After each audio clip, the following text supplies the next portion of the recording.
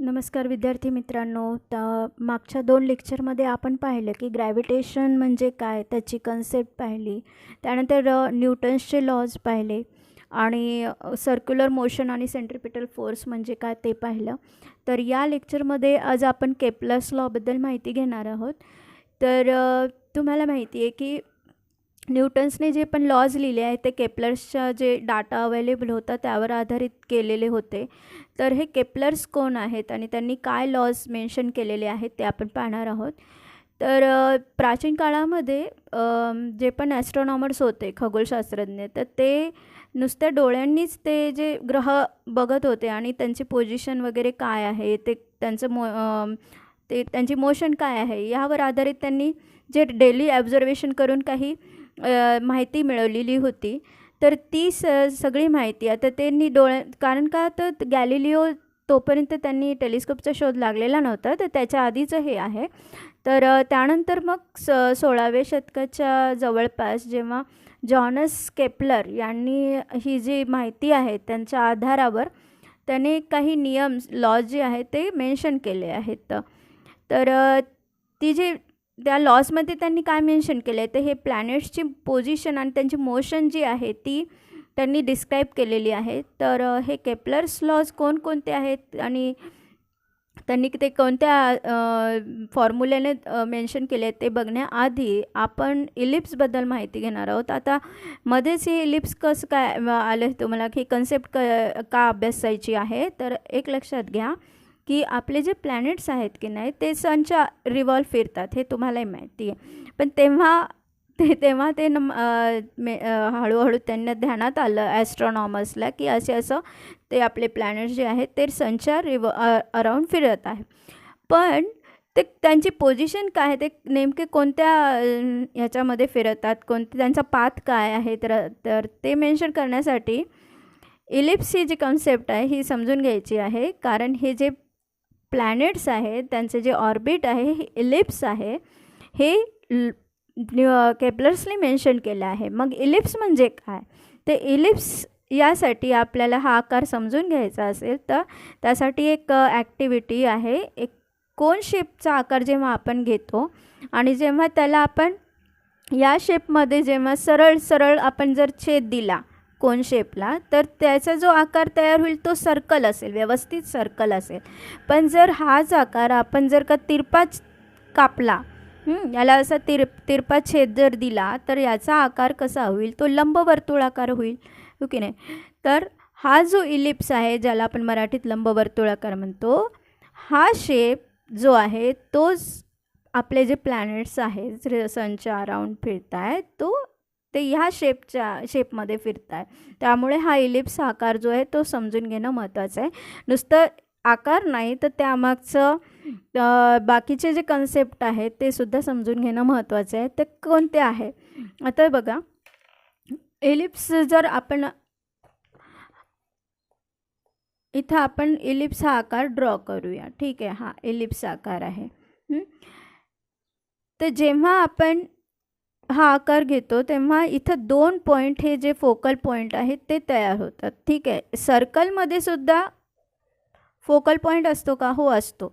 पण हा जो फोकल पॉईंट आहे ना हा सेंटरला असतो. तो का, यासाठी की इथे सुद्धा जे F1 आहे 2 फोकल पॉईंट असतात कुठल्याही शेपमध्ये, इलिप्स असो, सर्कलर असो किंवा कोणताही असो, पॅराबोला असो, तर त्याच्यामध्ये 2 फोकल पॉईंट असतात. फक्त त्याच्यातलं डिस्टन्स मेन्शन करतं की ते कोणत्या अंतरावर आहे. तर सर्कलमध्ये की नाही F1 आणि F2 हे जे 2 फोकल पॉईंट असतात की नाही हे एकत्र आलेले असतात, त्यामुळे तो आपल्याला सेंटर व्यवस्थित दिसतो. पण इलिप्समध्ये ह्या फोकल पॉईंटचं जे अंतर आहे ते वाढलं जातं, आहे की नाही. हा असा आकार, आता गोल आकाराला जर आपण असं लंबवर्तुळाकार केलं, थोडंसं अंतर वाढवलं, तर हे जे फोकल पॉईंट आहे इथं जे सेंटरला झालेली आहे ते काय होतील, ते दूर जातील, हो की नाही. म्हणजेच काय लक्षात येते का तुम्हाला, कोणत्याही इलिप्स आकारामध्ये 2 पॉईंट जे असतात फोकल पॉईंट ते असतात, ठीक आहे.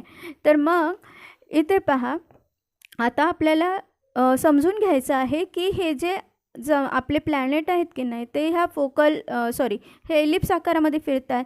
तर इथे आपण प्लॅनेटच्या ऐवजी पॉईंट्स घेतलेले आहेत A, B आणि C, ठीक आहे.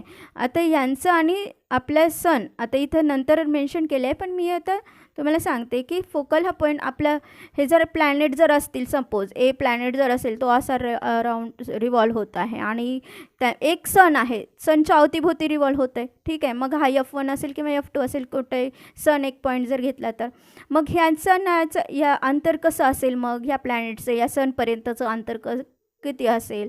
ओके, तर ते आपल्याला इथे मेन्शन करायचं. आता ते अंतर कसं असेल बघा. तर ए पासूनचं F1 पर्यंतचं अंतर आणि ए पासूनचं F2 पर्यंतचं अंतर जे आहे,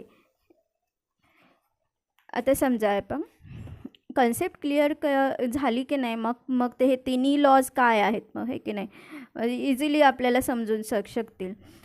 हा आपला इलिप्स आहे, इलिप्स शेप आहे. हे दोन आपले फोकल पॉईंट आहेत. हे अंतर असं लंबवर्तुळाकार झाल्यामुळे हे फोकल पॉईंट काय झाले, दूर गेले, ते की नाही, F1 आणि हे F2. आता समजा हा पॉईंट आपण ए घेतला आहे, इथं बी पॉईंट घेतला आहे आणि इथं आपण सी पॉईंट घेतला आहे. आता हे प्लॅनेट आहे वगैरे असं हे नंतर बघूया आपण केपलर्स लॉ शिकताना. सुरुवातीला एक अंतर आपल्याला शिकायचं आहे की हे अंतर कसं असतं ते. तर आता ए पासून ते F1 पर्यंतचं अंतर आणि ए पासून ते F2 पर्यंत अंतर यांची बेरीज बरं का, ए F1 प्लस ए F2 ही कशी असते. आता हा समजा प्लॅनेट इथे गेला किंवा ए पॉईंट इथे गेला, हा नंतर इकडे गेलेला आहे बीवर. आता हे बीवर, आता मग इथून तर इथपर्यंतचं अंतर हे कसं आहे, मग हे इक्वल आहे, हे सारखंच आहे बरं का. यांची बेरीज F1 आणि F2 यांची बेरीज, यांचं जेवढं पण अंतर होईल, यांच्या बेरजेचं जे पण अंतर होईल तेच अंतर कशाचं असेल, ते BF1 प्लस BF2. आणि सेम सी पासूनचं पण तेच, C is equal to CF1 plus CF2 हे सेम असेल. ठीक आहे. हे BF1 आणि BF2 यांची बेरीज ही इक्वल असेल AF1 आणि AF2च्या बेरजे एवढी. त्यानंतर सीवर जर गेलो तर CF1 आणि CF2 यांची बेरीज ही BF1 आणि BF2 यांच्या एवढीच असेल. म्हणजेच काय येतं, ते इक्वल आहेत. ठीक आहे. तर ही कन्सेप्ट आहे बघा हे इलिप्सची. आता आपण बघूया केपलर्स लॉ.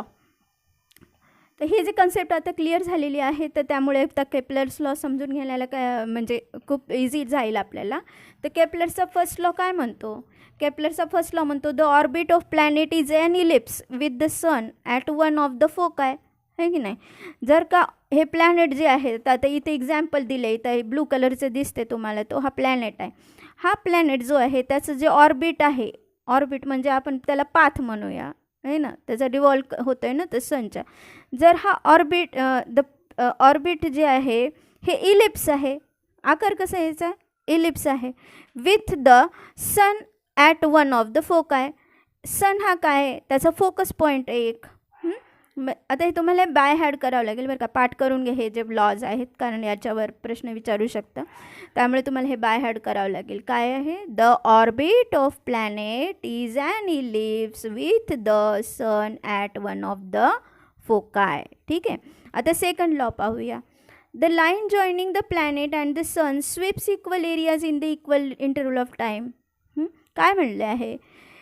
आता समजा आपण हे जे पॉईंट हे जे प्लॅनेट आहे ए पासून ते बी पर्यंत गेलेला आहे, मग बी पासून सी पर्यंत गेला आहे तो, मग सी पासून डी पर्यंत, ई पर्यंत, एफ पर्यंत.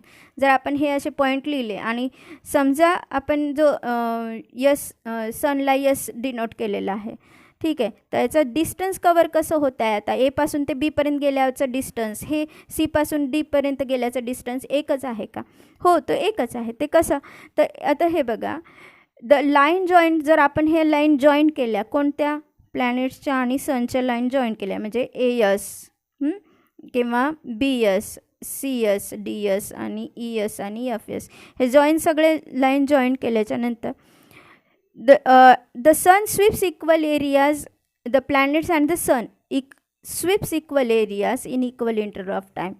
म्हणजेच काय, तर AB आणि CD हे जे डिस्टन्स आहे इथून ते इथपर्यंत आणि इथून ते इथपर्यंत जे प्लॅनेटने ते पर्टिक्युलर टाईममध्ये कव्हर केलेलं आहे ते कसं असतं, हे सारखंच असतं. ठीक आहे. तर तुम्ही म्हणाल की हे अंतर इथपर्यंत आहे, हे जास्त वाटते, हे इथं कमी वाटते, असं कसं. तर एक लक्षात घ्या की जे प्लॅनेट जेव्हा फिरतात की नाही तर त्यांची वेलॉसिटी ही कमी जास्त होत राहते आणि ते बरोबर त्या टाईममध्ये ते तेवढं जे आहे ते कवर करतात अंतर. हे त्यांची एक काय म्हणू आपण, त्यांचे ते लॉ आहे असं म्हणूया, रूल आहे त्याचं असं म्हणूया. तर ते कसं आहे, after equal of interval of time the position of the planet is starting from A and C. इथून जर इथून स्टार्ट झाला तर बीपर्यंत आणि इथून जर स्टार्ट झाला ते इथपर्यंत हे जे अंतर कवर केलेलं आहे की नाही हे इक्वल असतं, सेम टू सेम असतं. आणि जर का आपण एस आणि सी एस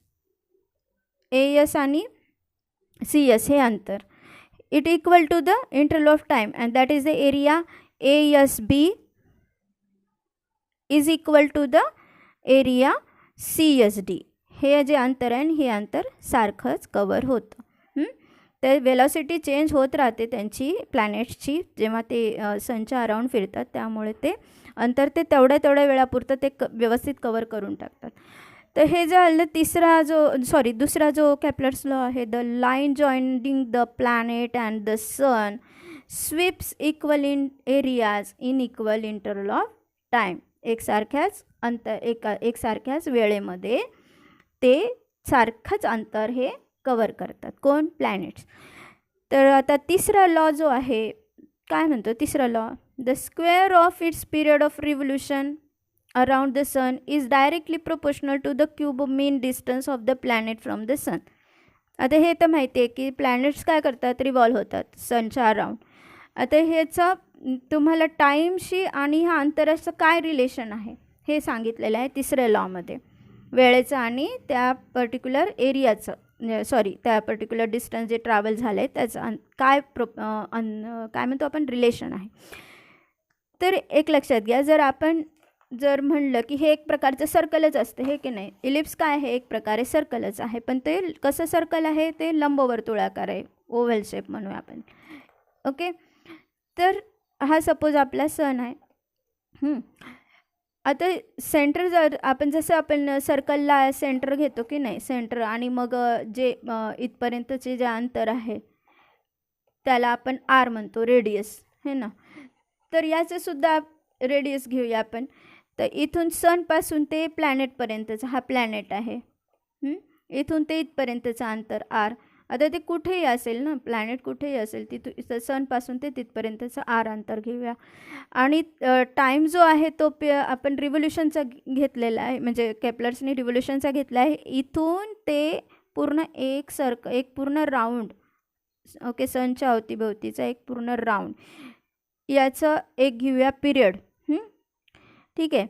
तर हे टी जेवढा टाईम लागत असेल एक पूर्ण रिव्हॉल्यूशन पूर्ण करायला तो.